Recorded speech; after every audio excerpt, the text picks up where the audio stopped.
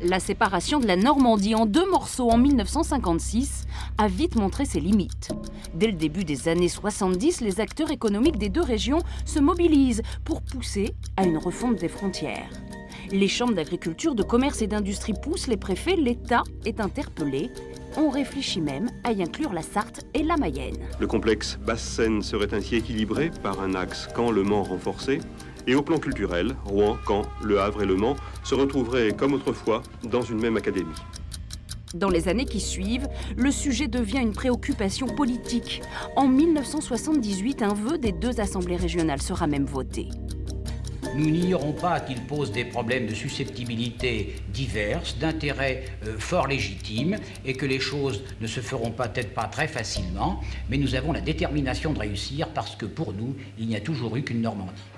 Pas facilement, c'est peu dire. Une décennie plus tard, rien n'est encore acté. Les élus et les représentants de Haute et de Basse-Normandie ont donc entamé de nouvelles discussions sur l'opportunité d'unir leurs forces dans un avenir plus ou moins proche.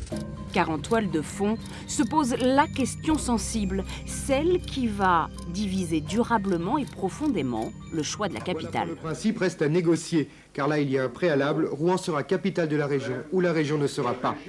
De mon point de vue, les progrès peuvent être accomplis si un accord se fait sur le siège administratif de la région. La volonté de réunifier est affirmée de fer. Reste aujourd'hui comme hier et avant-hier la question politique, toujours négociable, mais aussi le duel des capitales Caen et Rouen. C'est-à-dire qu'il faut que la Normandie, si on veut faire l'opération, ait deux capitales et qu'on laisse en place les administrations où elles sont. Et les discussions vont s'enliser jusqu'à l'électrochoc populaire de janvier 2000.